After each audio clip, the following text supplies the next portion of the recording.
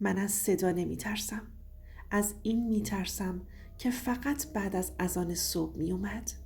نه زودتر نه دیرتر. دقیقاً همون موقع. این فقط روایت تجربه شخصی منه. نه میخوام چیزی رو ثابت کنم، نه دنبال ترسوندن کسیم.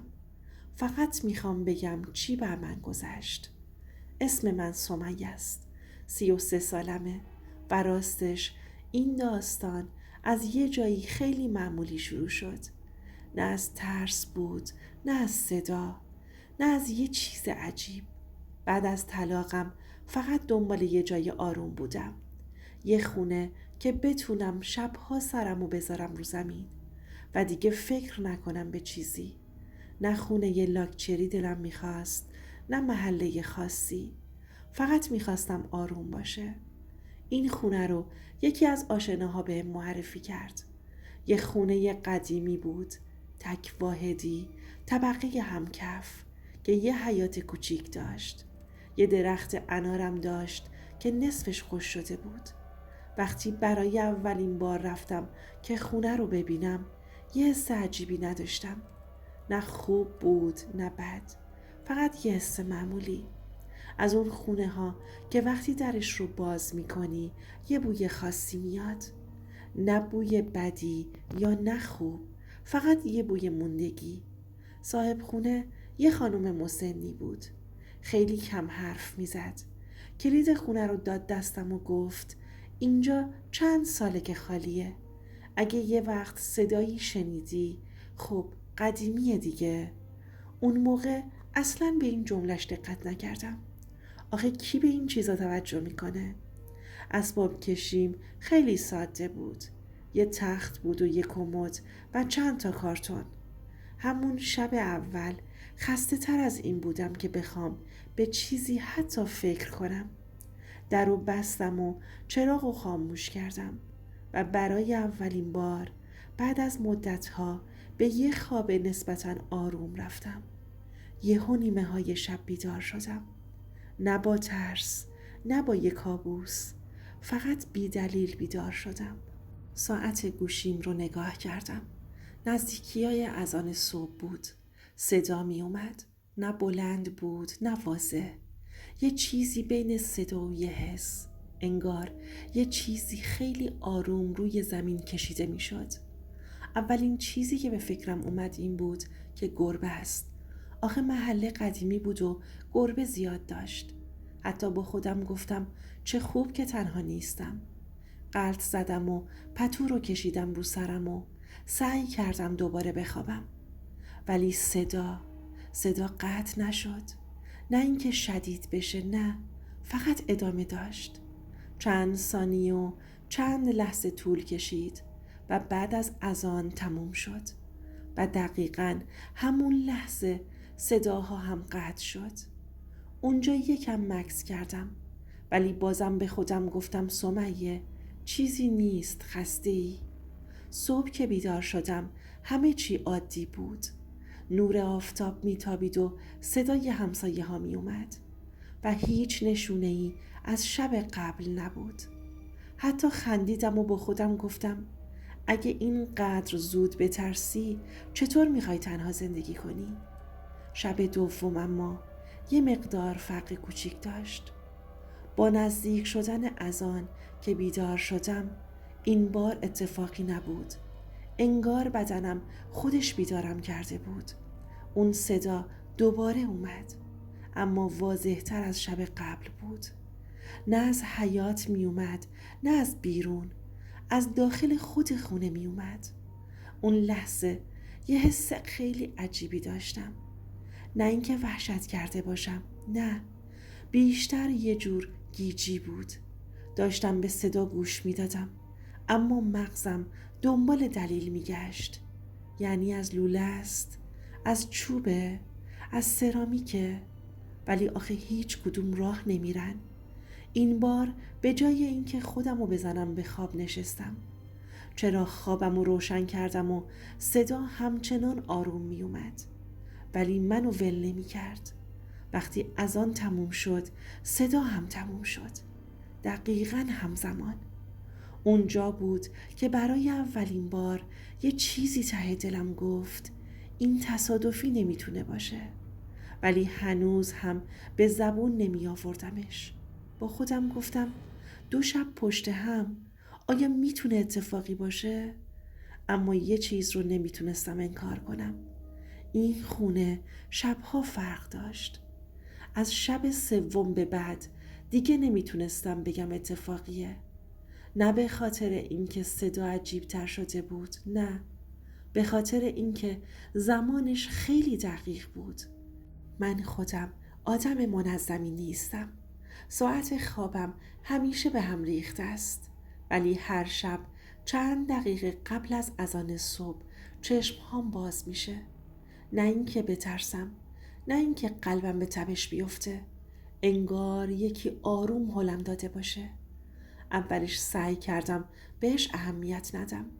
میگفتم صداست دیگه، خونه قدیمیه. اما شب 3 وقتی صدا شروع شد حس کردم فرق داره. این بار مثل کشیده شدن نبود، بیشتر شبیه قدم برداشتن آهسته بود.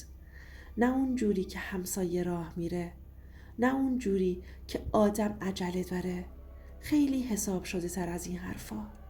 حتی یه لحظه خندم گرفت و با خودم گفتم نکنه دزد مؤدب داریم، صبر کرده از آن تموم بشه بعد راه بره.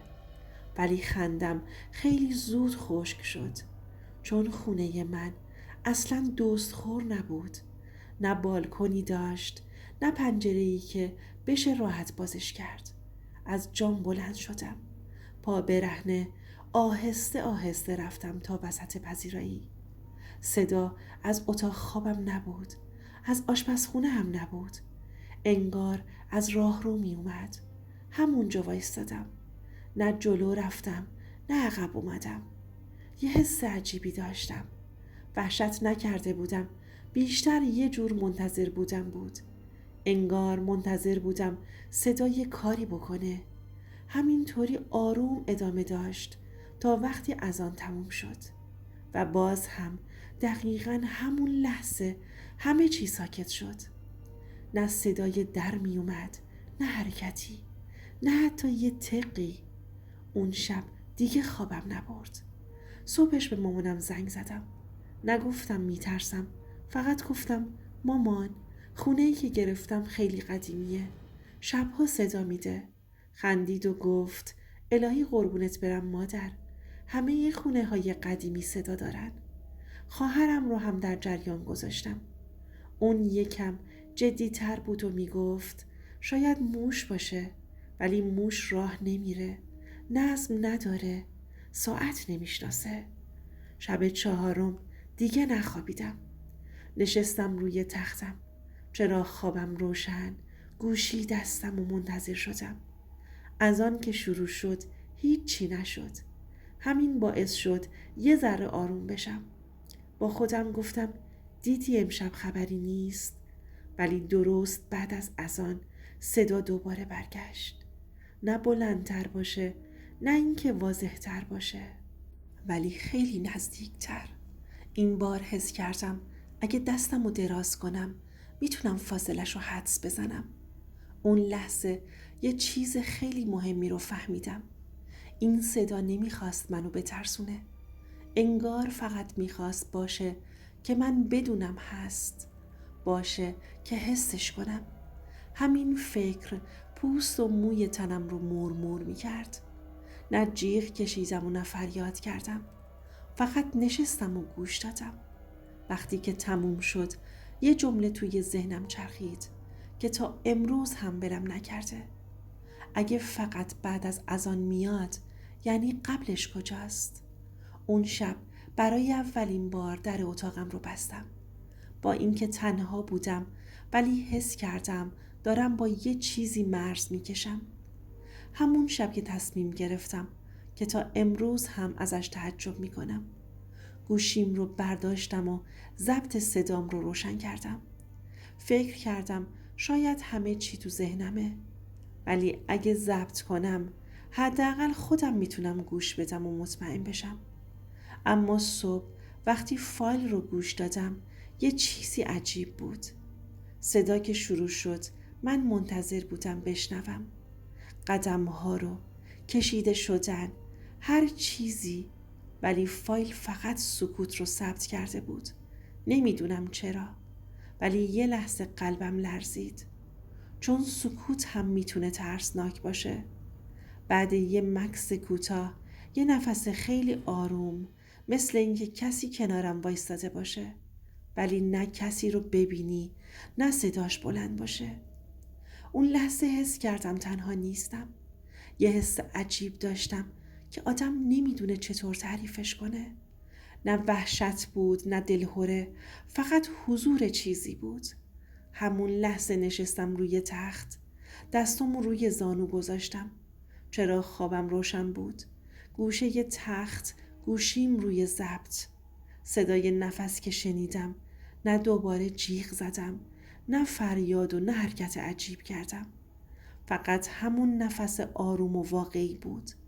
باز هم همون جمله تو ذهنم چرخید: چرا فقط بعد از اذان؟ و یه حس دیگه: چرا همیشه وقتی من بیدارم میاد؟ نمیدونم چرا، ولی اون شب حس کردم این صدا نمیخواد بهم آسیب بزنه. مثل یه علامت بود که منو هشدار میداد: من اینجام، منو ببین. نشستم و گوش دادم تا وقتی صدای اذان دوباره تموم شد و درست همون لحظه صدا هم قطع شد. یه لحظه آروم شدم، ولی هنوز یه چیزی عجیب ته دلم مونده بود. انگار هرچی بیشتر میشنیدم، بیشتر میخواستم بدونم، ولی هرچی جلوتر میرفتم همون قدر حس ترس و کنجکاوی به هم اضافه میشد. اون شب فهمیدم که تنهایی واقعی نیست. حتی وقتی فکر میکنی تنها هستی، یه چیزی همیشه هست که حواسش به توه. شب آخر تصمیم گرفتم که متفاوت باشم.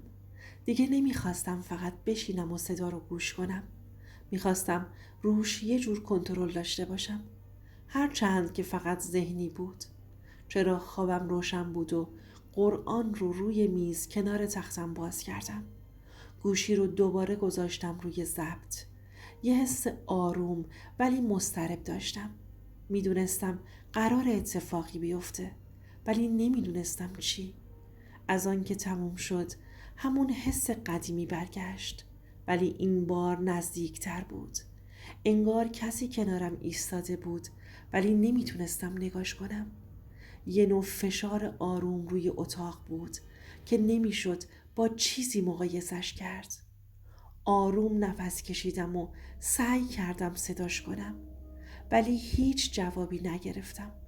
به خودم گفتم سمیه، فقط گوش بده، نترس، فقط گوش بده.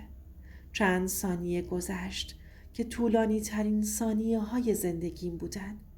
فکر کردم شاید همه چی از ذهنم باشه، ولی وقتی دستمو به هوا بردم یه حس عجیبی بهم گفت که چیزی واقعیه.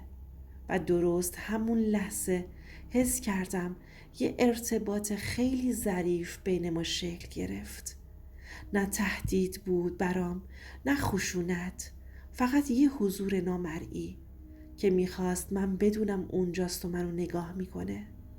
بعد از چند دقیقه صدا و حضور کم کم محو شدن. از آن دوباره شروع شد و باز هم تموم شد. مثل اینکه یه چیزی از من جدا شد، ولی بخشی از ذهنم هنوز باهاشه. صبح روز بعد تصمیم گرفتم اسباب کشی کنم. دیگه نمیخواستم شبها توی اون خونه باشم. و از وقتی رفتم صداها دیگه قطع شد، ولی یه چیز هنوز همراه منه. هر وقت اذان صبح رو میشنوم چند ثانیه نفسم بند میاد. انگار اون حضور هنوز یه گوشه ذهنمه، فقط برای یادآوری. اون شبها به هم یاد دادن که بعضی صداها برای این نیستن که بترسونن، برای این هستن که بفهمی همیشه همه چی قابل توضیح نیست. میخوام ازت بپرسم، اگه جای من بودی اون شبها چی کار میکردی؟ مثل من فقط گوش میدادی و صبر میکردی؟ نظرت رو بهم بگو. خیلی دلم میخواد بدونم چی کار میکردی.